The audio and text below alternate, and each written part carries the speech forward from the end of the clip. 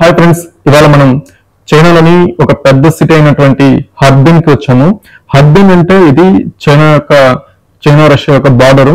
ఇక్కడ నుంచి రష్యాకి బస్ వే, రైల్వే రెండు ఉన్నాయి. అదేవిధంగా ఫ్లైట్ లో కూడా వెళ్ళొచ్చు. ఈ యొక్క సిటీ స్పెషాలిటీ ఏంటంటే కొన్ని సంవత్సరాల ముందు, అంటే ఒక 150 years ముందు వచ్చి ఈ యొక్క సిటీ ఫుల్ గా రష్యన్స్ ఎక్కువ మంది ఉండేవాళ్ళు. అందువల్ల ఈ సిటీలో ఉండే బిల్డింగ్స్, ఇలా ఒక కల్చర్ అన్ని రష్యా రిలేటెడ్ గా ఉంటాయి. ఈ సిటీని చూస్తే దీన్ని మినీ మాస్కో అంటారు. ఈ వీడియోలో మనం స్పెషల్ గా చూడబోయేది ఏంటంటే, నా వెనకాల కనిపిస్తుంది చర్చ్, దీన్ని సోఫియా సెంట్రల్ హాల్ అంటారు. ఇది ఒక 200 years ముందు రష్యన్స్ కట్టించిన ఈ చర్చ్ 1910లో ఈ చైనీస్ లు మూవేశారు. ఎందుకంటే చైనాలో ఈ క్రిస్టియనిటీ పాపులేషన్ ఎక్కువ అవుతుందని చెప్పి సిటీలో ఉండే, అంటే చైనాలో అన్ని సిటీల్లో ఒక చర్చెస్ ని చాలా వరకు క్లోజ్ చేశారు. సో ఈ చర్చ్ యొక్క స్పెషాలిటీ ఏంటంటే, ఇది 1910లో మూసిన ఈ చర్చ్ 1991లో మళ్ళీ తెరిచారు. అలా తెచ్చిన చర్చ్ ఈ యొక్క క్రిస్టియన్లు వెళ్ళి ప్రేయర్ చేయడానికి అన్ని కుదరదు. జస్ట్ దాని లోపల అన్ని థింగ్స్ అన్ని తీసేశారు. ఈ బిల్డింగ్ మాత్రం టూరిజం కోసం అట్లాగే పెట్టినారు. అంటే ఇది 200 సంవత్సరాల ముందు కట్టిన బిల్డింగ్ చెక్కు చెదరకుండా అట్లా ఉంది. ఈ యొక్క హర్బిన్ సిటీకి వచ్చిన వాళ్ళు ప్రతి ఒక్కరు ఈ యొక్క చర్చ్ చూడండి వెళ్ళరు. ఎందుకంటే ఇది అంత పురాతనమైన ఒక బిల్డింగ్, చూడడానికి కూడా చాలా క్లాసికల్ గా ఉంటుంది. సో ఇది ఒక లోపల ఈ క్రిస్టియన్ సంబంధించి అన్ని హిస్టరీ అంతా తీసేశారు. జస్ట్ ఒక టూరిజం చూడడానికి మాత్రమే ఈ యొక్క బిల్డింగ్ ని అట్లా పెట్టినారు. చూస్తున్నారు కదా, ఈ చర్చ్ యొక్క సరౌండింగ్ లో చాలా ప్లేస్ ఖాళీగా ఉంచారు. ఎందుకంటే హర్బిన్ సిటీ టూరిజం కి చాలా ఫేమస్ అయిన సిటీ. చాలా మంది సందర్శకులు ఈ యొక్క హర్బిన్ చూడడానికి వస్తుంటారు. స్పెషల్ గా వింటర్ టైంలో, అంటే ఈ యొక్క హర్బిన్ లో దగ్గర దగ్గర 4-5 నెలలు వచ్చి మంచు పడుతూనే ఉంటుంది, స్నో పడుతూనే ఉంటుంది. మీరు ఎక్కడ చూసినా గానీ మంచు పేరుకుపోతుంది కింద.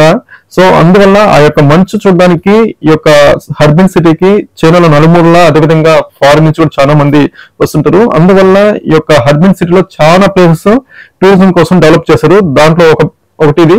ఈ చర్చ్ సమయంలో ఇంత ప్లేస్ ఉంది కాబట్టి, ఇక్కడ ఎందుకంటే ఎంత ప్లేస్ ఖాళీ పెట్టారో అంతమంది జనాభా ఇక్కడికి వస్తుంటారు. ఇది సమ్మర్ కాబట్టి జనాభా కొంచెం తక్కువ ఉన్నారు.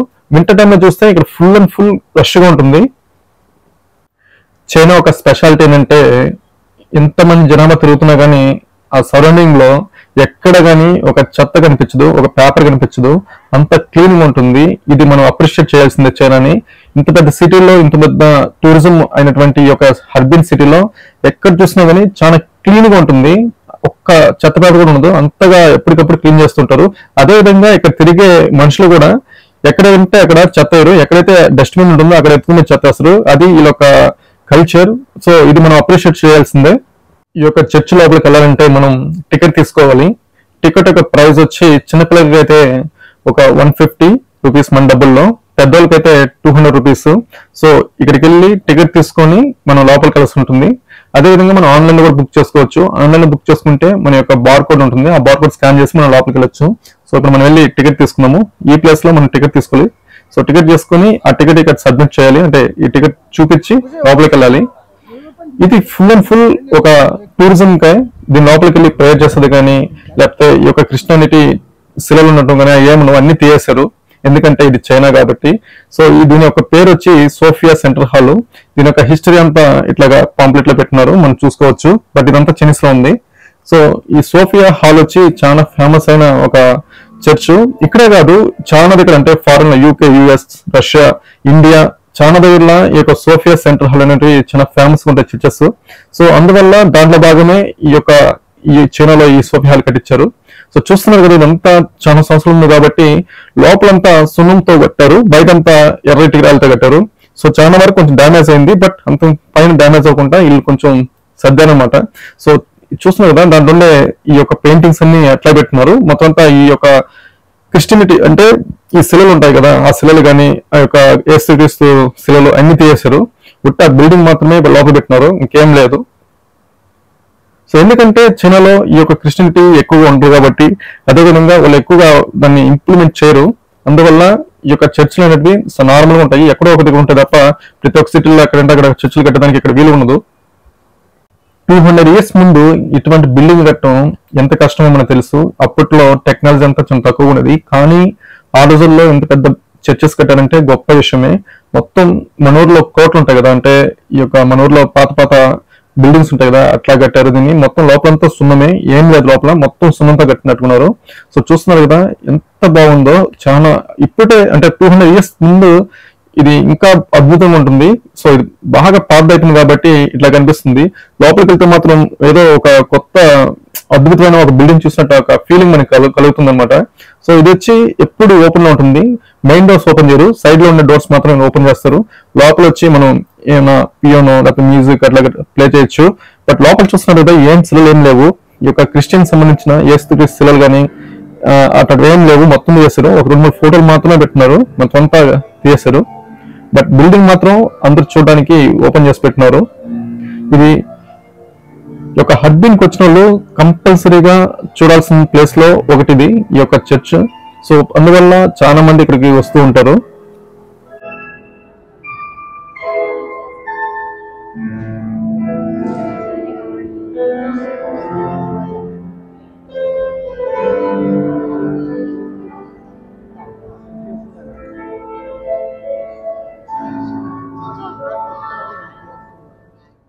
లోపల కూర్చోడానికి కొన్ని చైర్స్ కూడా ఇక్కడ వేస్తున్నారు. సో మనం ఇక్కడ కూర్చొని అక్కడ మ్యూజిక్ వాయిస్తున్నారు, దాన్ని కొంచెం వింటూ కొంచెం ప్రశాంతంగా లోపల కూర్చోవచ్చు.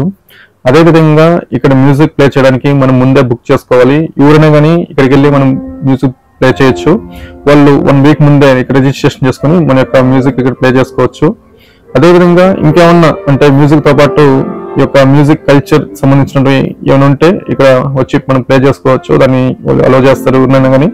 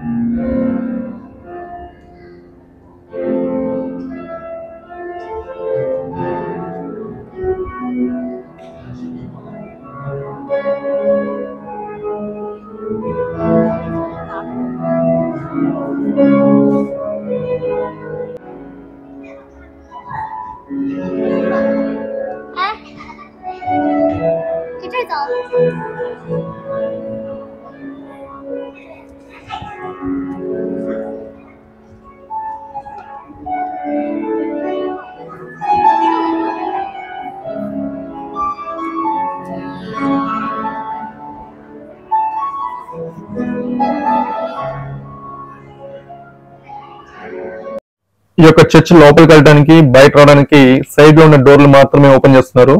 మెయిన్ డోర్ మాత్రం ఓపెన్ చేయలేదు. అది ఏం ప్రాబ్లం మనకు తెలియదు. ఇక్కడ చూస్తున్నారు కదా బయటంతా మొత్తం ఎర్ర ఇటుకలతో కట్టినారు. దీని మీద పోత కూడా లేదు, పెయింటింగ్ కూడా లేదు, ఓన్లీ ఎర్ర ఇటుకలు మాత్రం ఉంది. 200 years ముందు కట్టిన ఈ బిల్డింగ్ చెక్కు చెదరకుండా అట్లాగుందంటే అప్పట్లో ఎంత స్ట్రాంగ్ గా ఈ బిల్డింగ్స్ కన్స్ట్రక్షన్ చేస్తారో మనకు అర్థమవుతుంది. ఇది చూడడానికి చాలా అద్భుతమైన ఒక కట్టడం లాగా కనిపిస్తుంది. బయట నుంచి చూస్తే మాత్రం ఇంకా కొంచెం ఇక్కడ చూడాలనిపిస్తుంది. చూస్తున్నారు కదా ప్రతి ఒక్కటి చాలా పర్ఫెక్ట్ గా కట్టినారు. పైన మాత్రం గోపురాలు అంటే ఇదంతా ఈ యొక్క రష్యన్ కల్చర్, అంటే వాళ్ళ కల్చర్ ప్రకారం ఈ యొక్క చర్చ్ ని కట్టారు. రష్యాలో మీరు చూసారంటే రష్యాలో ఏ సిటీకి వెళ్ళినా కానీ చర్చెస్ సేమ్ ఈ యొక్క మోడల్ లాగా ఉంటాయి. సో మనం ఈ యొక్క సిటీకి వెళ్ళినప్పుడు రష్యాలో ఉన్న ఫీలింగ్ వచ్చి కలుగుతుంది. ఎందుకంటే ఇక్కడ ఈ చర్చే కాదు, ఈ సరౌండింగ్ లో బిల్డింగ్స్ అన్ని ఒక రష్యన్ కల్చర్ కి ఇమేజ్ ఉంటాయి. ఎందుకంటే మొత్తం వాళ్ళ యొక్క కన్స్ట్రక్షన్ ద్వారా ఇది కట్టారు కాబట్టి ఇది మినీ మాస్కో అంటారు. ఇక్కడ చూస్తున్నారు కదా ఇది మెయిన్ డోర్. యాక్చువల్ గా ఈ మెయిన్ డోర్ వచ్చి ఎప్పుడు క్లోజ్ చేస్తున్నారు, ఓపెన్ చేయడం లేదు. మనం వెళ్ళాలంటే సైడ్ లో ఉండే డోర్లు మాత్రమే అలో చేస్తున్నారు. మరి ఏం ప్రాబ్లం మనకు తెలియదు. సో మనం ఇప్పుడు ఈ యొక్క చర్చ్ సరౌండింగ్ చూద్దాం ఎలా ఉందని. సో బయట ఎలా ఈ యొక్క చర్చ్ కన్స్ట్రక్షన్ చేస్తున్నా చూద్దాము. ఇక్కడ చూస్తున్నారు కదా చాలా మంది వచ్చి టికెట్ తీసుకుని లోపలికి వెళ్తూ ఉన్నారు. సో ఈ యొక్క చర్చ్ యొక్క ప్రదేశం వచ్చి చాలా క్లీన్ గా ఉంది. అదేవిధంగా సరౌండింగ్ లో చాలా ప్లేస్ ఖాళీగా ఉంచారు. చాలా మంది ఈ యొక్క టూరిజం కి వస్తుంటారు కాబట్టి వాళ్ళ కోసం ఈ యొక్క చర్చ్ చుట్టూరు చాలా వరకు ఒక 10 ఎకరాల వరకు ఖాళీ ప్లేస్ ఉంది. సో ఈ చర్చ్ చూసామంటే కిందంతా స్టోన్ తో కట్టినారు, కిందంతా స్టోన్ పెట్టి దానిపై నుంచి ఈ యొక్క ఇటుకలతో ఈ యొక్క బిల్డింగ్ ని కట్టారు. చూస్తున్నా ఎంత బాగుందో, ఒక ఒక ఎర్ర కోట చూసినట్టుంది. చూస్తుంటే మొత్తం ఎర్ర ఇటుకలతో కడేస్తున్నారు. ఎక్కడ కానీ ఒక చిన్న డ్యామేజ్ కూడా కలదు. అంత కన్స్ట్రక్షన్, అంత పర్ఫెక్ట్ గా ఈ కన్స్ట్రక్షన్ ఉంది. ఇప్పుడు సమ్మర్ కాబట్టి కొంచెం ఎండగా ఉంది. టెంపరేచర్ వచ్చి దగ్గర దగ్గర 25°C ఉంది. అదే కానీ మనం వింటర్ లో వచ్చామంటే, అక్టోబర్ ఆ టైంలో వచ్చామంటే ఇక్కడ స్నో స్టార్ట్ అవుతుంది. నవంబర్, డిసెంబర్, జనవరి, ఫిబ్రవరి ఆ టైంలో చూస్తే ఫుల్ గా మంచు పడుతూనే ఉంటుంది. ఇక్కడ స్నో వచ్చి ఒక జానెడెత్తు పేరుకోమంటుంది. కిందంతా అంత చలి ఎక్కువగా ఉంటుంది. టెంపరేచర్ వచ్చి వింటర్ లో అయితే -15° వచ్చేస్తుంది డే టైంలో. నైట్ టైంలో అయితే -20 కూడా వెళ్ళిపోతుంది. మొత్తం మనం బయట తిరగాలంటే ఫుల్ గా కవర్ చేసుకోవాలి మన బాడీని, అప్పుడే మనం బయట తిరగలుగుతాము. లేకపోతే ఆ మంచికి మనం బయట తిరగలేము. ఇక్కడ చూస్తున్నాం కదా, మన బ్యాక్ సైడ్ వచ్చేస్తాము. ఈ యొక్క చర్చ్ బ్యాక్ సైడ్ కూడా ఒక డోర్ ఉంది. చర్చ్ యొక్క బ్యాక్ సైడ్ కూడా చాలా ఖాళీ ప్లేస్ ఉంది. ఎందుకంటే హర్బిన్ వచ్చి విజిటింగ్ ప్లేస్, టూరిజం ప్లేస్. అందువల్ల ఈ యొక్క వింటర్ టైంలో చాలా మంది బయట నుంచి వస్తుంటారు. అంటే లోకల్ చైనీస్లు కానీ లేకపోతే బయట విదేశాలు కానీ చాలా మంది హర్బిన్ చూడడానికి వస్తుంటారు. అందువల్ల ఈ యొక్క చర్చ్ యొక్క ప్లేస్ వచ్చి చాలా ఫేమస్ కాబట్టి చాలా మంది వస్తుంటారు. అందువల్ల ఈ యొక్క ఖాళీ ప్లేస్ ఎంత పెట్టినారో, రష్ ఎక్కువైపోతుందని చెప్పి. అదే విధంగా ఈ యొక్క చర్చ్ దగ్గర వచ్చి ఈ యొక్క మోడల్స్, అదే విధంగా కొత్తగా పెళ్ళైన వాళ్ళంతా ఇక్కడికి వస్తుంటారు ఈ ఫోటో షూట్ కోసం. మీరు చూస్తున్నారు కదా, ఇక్కడ కొందరు ఫోటో షూట్ చేస్తున్నారు. సో అందువల్ల కూడా ఇది చాలా ఫేమస్. ఇక్కడ కొందరు పెయింటర్స్ ఉన్నారు, అంటే హ్యాండ్ రైటింగ్ పెయింటర్స్. వీళ్ళు ముందర మనం ఒక హాఫ్ అవర్ కూర్చుంటే మన బొమ్మను గీసి మన చేతులు పెడతారు. దీనికోసం 500 రూపాయలు ఛార్జ్ చేస్తున్నారు. ఈ వీడియో మీకు బాగా నచ్చింది అనుకుంటాను. ఇలాంటి మరిన్ని వీడియోస్ కోసం నా ఛానల్ ని సబ్స్క్రైబ్ చేయండి, లైక్ చేయండి, షేర్ చేయండి. Thank you very much.